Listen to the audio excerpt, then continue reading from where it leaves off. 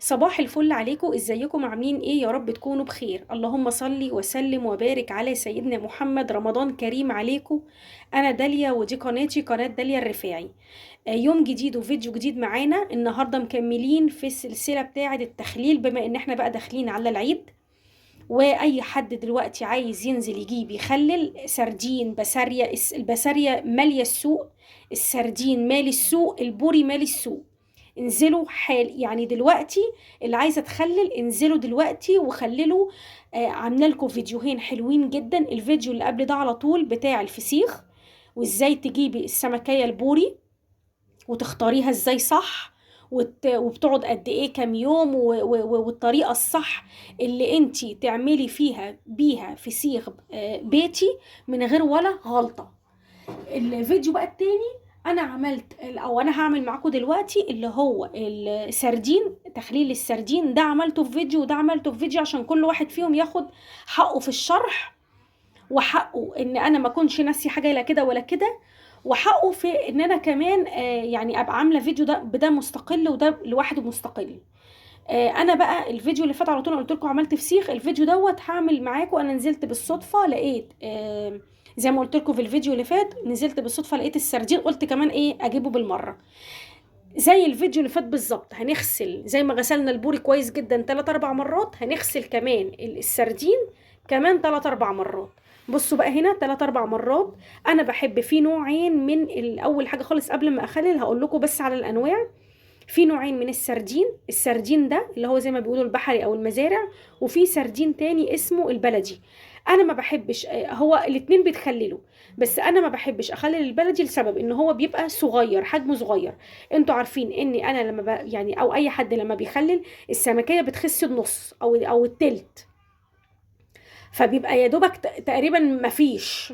فانا بحب اجيب السمكيه اللي هي بتكون كبيره كده اهو، وبصوا مفضده وحلوه ولونها عامل ازاي، وعينيها بصوا عامله ازاي، عينيها بصوا حمرا ازاي. بصوا، بصوا الخياشيم بتاعتها حمرا، كلها حمرا اهو، خالص خالص خالص. بجيبها واغسلها كويس جدا واصفيها. اهم حاجه في الموضوع ده كله ان انت تصفيها، دي اهم حاجه. وبعد ما بتصفيها بتنشفيها كويس جدا على فوطه او بورق مناديل زي ما عملنا الفيديو اللي فات. وببتدي بعد كده اهوت وانا بصفيها، انا زي ما انتم شايفين كده حاطه طبق تحتيها، بتقعديها ساعتين 3 4 في المطبخ كده زي ما انت شايفه. واحلى حاجه بحبها ان انا ولا بعرضه للشمس ولا زي الناس ما بتعمل، ولا تعرضيه لاي حاجه، لا، جوه في مطبخك. عايزه تشغلي عليه مروحه شغلي عليه، بحيث ان انا ما يبقاش فيه نقطه ميه. طب ليه؟ علشان نقطه الميه دي هي اللي هتبوظه، وهي اللي هتدوده، وهي اللي وهتعفنه. لا، انا مش عايزه حاجه من ديت. انا عايزه السمكيه تبقى ناشفه زي ما انتم شايفين كده، ناشفه خالص. بصوا مقدده زي ما بيقولوا، خلاص ناشفه خالص، ما فيهاش ولا نقطه ميه. الفسيخ لما بيطولوا ميه او السردين لما بيطولوا ميه، نقطة مية واحدة بيبوظ وبيعمل ريحة وحشة جدا. خلاص احنا كده ايه ده بالنسبة للايه للسمك. نيجي بقى للايه، للخلطة اللي احنا بنعملها. انا اسهل من كده ما شفتش. عندكم ملح ناعم حطي، عندك ملح خشن حطي. طيب انا بحب الملح الخشن وبحب برضو الملح الناعم، بس الملح الخشن حلاوته في ايه؟ ان لو واحدة ما بتبقاش عارفة المقادير، وواحدة لسه في الموضوع ده لسه جديدة، يعني ما بتبقاش عارفة معايير زي ما بيقولوا، اللي هو الملح الخشن بيبقى حلو ليها. ليه؟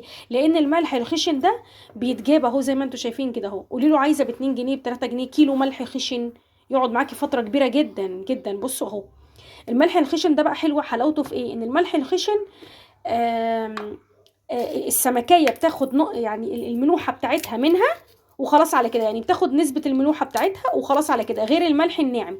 الملح الناعم لو انت حطيتي كتير لازم تبقي عارفة مقاديره. لو انت مش عارفة المقادير بتاعته ممكن يطلع مالح منك جدا، او يطلع منك دلع جامد جدا وساعتها بيبوظ. لكن الملح الخشن لا، بيبقى مظبوط. ما انت بتحطي، احنا بنحط يعني بالعين، يعني في الملح الخشن بنحط بالعين كده زي ما انتم شايفين كده. وبحط معاهم ايه؟ قرون شطة. عندك شطه ناعمه حطي برضو مفيش مشكله. طب ايه فايده الشطه هنا؟ خدوا بالكم عشان المحلات مش بيحط لهم شطه. خدوا بالكم من الموضوع ده كويس جدا. المحلات لما بيجوا يخللوا السمك، اي نوع سمك مش بيحطوا له شطه. ليه؟ لان هم عندهم يعني زي ما بيقولوا كده عندهم معدات وعندهم حاجات.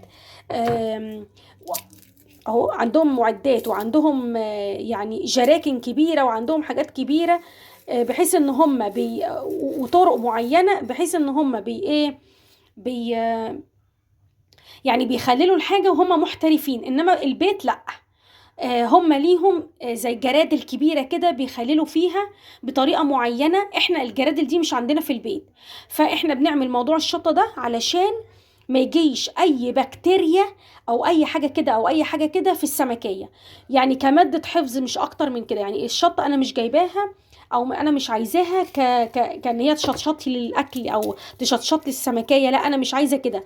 انا عايزاها تحافظ لي على السمكية من ان لا قدر الله تدود تبوظ تعفن، يعني حاجة زي كده، ان ايه كمادة حفظ مش اكتر من كده. في ناس كمان زي الفيديو اللي فات انا حطيت لكم سنة كركم، في ناس بتحطه وفي ناس لا. انا بدل ما احط الكركم انا بحط برضو مكون تاني ايه اللي هو البابريكا، بس حاجة بسيطة خالص يعني كلون بس مش اكتر، عشان يدي بس السمكية لون مش اكتر من كده. ما تحطيهوش، يعني انت لو عايزاه ما تحطيهوش، لكن هو الاساسي اللي هو الشطة ناعمة او شطة زي ما انتم شايفين كده، اللي هي الشطه اللي هي القرون ديت، والملح، دول ايه دول اللي هو الحاجه الاساسيه. وما بتحطيش لا زيت ولا بتحطي كاري ولا بتحطي الحاجات دي خالص، ولا خل ولا ليمون ولا الكلام ده خالص، كل الكلام ده بيمرر جدا. عندك الاكياس، انا بقى هنا زي ما انتم شايفين كده ان السمكيه هنا بقوم منزلاها كده اهو، واقوم حشيها.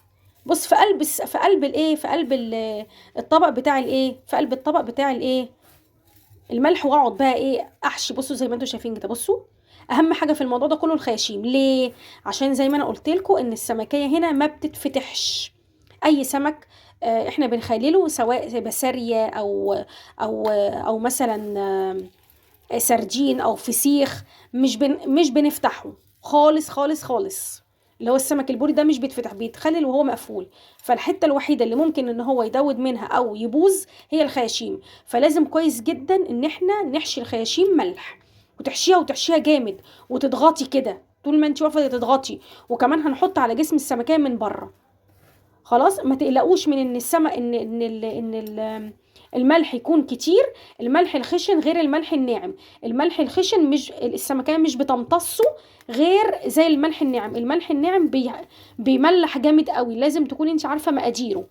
لكن لو انت واحدة لسه مبتدئة مش عارفة المقادير، فأحسن لك تحطي الملح الخشن. خلاص هجيب بقى كيس نايلون، ودي بقى ودي خطوه مهمه جدا جدا جدا. اهم حاجه ان كيس النايلون ما يكونش فيه نقطه، يعني مثلا مخروم مقطوع كويس. وبقوم جايبه بقى السمكيه كده، وبقوم حطاها راس وايه ورجلين زي ما بيقولوا كده، او راس وايه وديل، راس وديل. وبقوم ايه حطاها كده في الايه في قلب الايه في قلب الكيس. دي اهم حاجه. التغليف بقى زي ما بيقولوا كده ان احنا مش عايزين ولا نقطه ميه، ولا نقطة مية في الكيس، او ولا نقطة هوا في الكيس، يعني ولا يوصل له لا نقطة مية ولا نقطة هوا. في ناس بتعمله في البطرمانات، انا ما بحبش كده، لان البطرمان برضو بيبقى فيه نسبة من الهوا، فانا ما بحبش كده. لا انا بحب ان هو يبقى في كيس جوه كيس جوه كيس. الموضوع ده انا بعمله بقالي كتير وبقالي زمن، وبقالي يعني سنين بعمل بالطريقه دي، والحمد لله الحمد لله مفيش مره فيها لا دود ولا عفن ولا يعني ولا باظ ولا حاجه خالص. والحمد لله بيطلع الملح بتاعه، يعني عايزه اقول لكم مظبوط 100%. بصوا بقى هعمل بقى الكميه كلها مهما تحشي ما تخافيش. واهم حاجه الخياشيم تقعدي تحشيها كده وتغوطي كده جامد وتحشي اهو. بصوا كل ما تتملي حطي اكتر حطي اكتر. بصوا المنظر. انتي مش بتحشي غير في الخياشيم بس، هي السمكيه بقى لوحدها بعد كده بتتملح.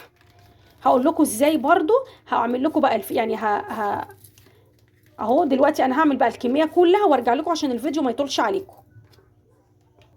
بصوا كده انا كده عملت الكميه بتاعتي كلها اهو زي ما انتم شايفين اهو بالمنظر ده كويس. عندي بقى شويه هنا من الايه اتبقوا عندي، فهعمل ايه بقى؟ بصوا كده هقوم مرشرشاهم بقى بالمنظر ده كده. بصوا زي ما انتم شايفين بقى، بصوا الحركه دي عشان بغلف السمكيه كلها بغلف السمكيه كلها بحيث ان ايه يطولها. بصوا زي ما انتم شايفين كده يطولها ايه يطولها ملح. يبقى السمكيه من الخياشيم بقت فيها ملح، وكمان ايه الغلاف بتاع السمكية من بره بقى كمان فيه ملح. الكمية دي 2 كيلو. خلاص اهو، دي الكمية اهي، ولا بتضيفي اي حاجة بعد كده. اهم حاجة بقى في الموضوع ده كله ان احنا بنقفل كويس جدا جدا جدا. المرحلة بتاعت اللي هو زي ما بيقولوا كده القفل، هي دي مهمة جدا جدا جدا. بصوا اهي، بتقفلي كويس بحيث ان بصوا ما بيطلهاش نقطة هوا واحدة. خلاص هجيب كيس تاني.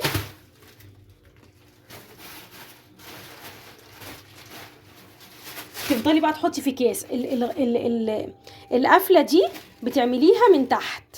بتيجي بقى في الكيس التاني كده اهو، وتقومي عامله القفله من تحت. بصوا بقى اهم حاجه هنا اهو، دي كده تاني حاجه، دي تاني كده قفله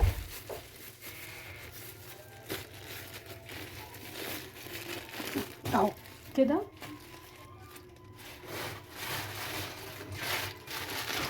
بصوا بقى الاخيره دي كده، يعني القفله بتاعت الكيس دي بدخلها جوه كده وبقلبه، وبتبقى كده برضو. ادي كده دي تالت قفله. بتحطيه بقى ايه، يعني انا بحطه في حته دافيه. خلاص في المطبخ، يعني انا بحطه جوه مثلا في المطبخ مثلا ايه. انا بالنسبه لي الحته الدافيه اللي في المطبخ بتبقى في حته بقى دافيه زي ما قلت لكم. يا اما انا بحطه فوق التلاجة، يا او في البوتاجاز، يعني في الفرن من جوه. طبعا مش الفرن هو شغال. انا بالنسبه لي شوفي كل واحده بتحط يعني او الحته الدافيه في مطبخها ايه وتحطه. انا هنا مثلا بصوا، عايزه اوريكم المنظر. بصوا انا هنا حاطه فوق الايه، فوق انا هنا كنت حاطه اهو الفسيخ اللي هو البوري، حطاه هنا فوق التلاجة، لان دي اكتر حته دافيه عندي في مطبخي. انا مطبخي كله دافي، بس انا ادي اكتر حته اللي هي بتبقى الحته اللي فوق التلاجة. هحط بقى السردين جنبيه. حاجة مهمة جدا نسيت اقول لكم عليها، ودي اخر حاجة. مدة الفسيخ او مدة الفسيخ طبعا عشان سمكية كبيرة بتاخد من 15 يوم ل 21 يوم على حسب. رقم واحد الجو، انتي بتعمليه في اني يعني في فصل الصيف ولا في فصل الشتاء. تاني حاجة مطبخك حر ولا مش حر، او مطبخك دافي ولا مش دافي. يعني انا هنا مطبخي دافي جدا، فكبيره قوي اسبوعين بتبقى الحاجة زبدة. ده بالنسبة للبوري. بالنسبة للسردين اسبوع واحد. فممكن انت تعمليه في الشتاء ياخد اسبوعين وثلاثة، لكن انا بعمله الجو دلوقتي الايام دي بيبقى الصبح حر، وبالليل بيعمل ايه نسمة هوا خفيفة قوي. انا بالنسبة لي مطبخي حر جدا، بيسوي الحاجة بسرعة جدا. تاني حاجة ان انت حطاه في حتة دافية، فبيسرع قوي السوا زي ما بيقولوا. طب ده بقى هيستوي ازاي؟ زي ما حصل في الفسيخ هيحصل برضو في السردين. ايه؟ اول يوم انا بحطه كده اهو زي ما انتم شايفين كده، اليوم اللي بعده بيبقى كده، اليوم اللي بعده بيبقى كده، اليوم اللي بعده بقلبه خالص كده، وافضل كل يوم كده كده كده كده. طب ايه السبب؟ لان اليوم الاولاني خالص هيتنفخ شويه، وبعد كده يبتدي ينزل ميته. الميه بتاعت السمكيه دي هي اللي بتستوي فيها السمك. لو انت فضلتي كده اهوت مخلياه، الميه هتنزل وهتسوي الجزء اللي تحت. الجزء اللي فوق ده هيفضل معاكي ناشف، وهيفضل معاكي كمان ني. خلاص هيبقى جزء ني فوق، والجزء اللي تحت هو اللي مستوي. فعشان تخلي الميه السمكيه تلف داير ما يدور زي ما بيقولوا، عشان تسوي السمكيه كلها، السمك اللي فوق واللي تحت واللي في الجناب. هتعملي الحركه دي ان هو هتفضلي كده اهوت لحد ما ينزل ميته خالص. ده بيبقى اول يوم. تاني يوم بيبتدي يعمل كده، كل يوم هو بينزل ميته، خدوا بالكم كل يوم بيفضل ينزل ميته. الميه بتاعته دي هو اللي بيسوي السمكه، السمكه بتستوي فيها. لما انا بعمل كده يبقى الميه بتوصل لحد هنا. الميه لما بتعمل كده الميه بقى اللي كانت تحت هنا بترجع تاني توصل لهنا، فبيستوي السمكه اللي فوق. وارجع تاني كده، ارجع تاني كده، ارجع تاني كده، على كل الاتجاهات، بحيث ان الميه اللي بتنزل من السمكه هي دي اللي بتسوي لي السمكه. بحيث ان انا افضل اعمل كده داير ما يدور، بحيث ان اللي فوق زي اللي تحت زي اللي في الجناب، كل السمكيه او كل الجزء اللي في السمك ده كله، كل الكميه تستوي سوا واحد. خلاص. المده بقى انا زي ما قلت لك قبل كده ان على حسب كل مطبخ، وعلى حسب كل انت بتعمليه في الصيف بتعمليه في الشتاء. طبعا في الصيف بياخد كبيره قوي من اول اسبوع، كبيره قوي اسبوع واحد. انا بالنسبه لي هنا عشان انا مطبخي دافي اسبوع واحد. درجه الحراره ما بين الصيف والشتاء اقعدي لك 10 ايام. بالنسبه للفسيخ ابتدي من اسبوعين لحد فوق بقى، ممكن يقعد 21 يوم، ممكن يقعد شهر على حسب مطبخك. خلاص. كل واحده ومطبخها. انا بالنسبه لي مطبخي دافي جدا، بيسوي الحاجه بسرعه جدا.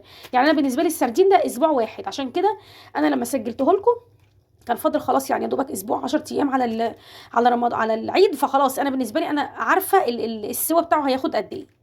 خلاص يا رب تكونوا استفدتوا من الفيديو ويكون خفيف عليكم. واعملوا تفعيل لزر الجرس عشان يوصل لكم كل فيديو انا بنزله. وما تنسوش ما تنسوش تتفرجوا على الفيديو اللي قبل ده على طول. فيديو حلو جدا عن ازاي ان انا اخلي الفسيخ في البيت بطريقه حلوه جدا وسهله، مش هتاخد منكم 10 دقايق وانتوا واقفين. والسلام عليكم ورحمه الله وبركاته، ويا رب يكون الفيديو عجبكم.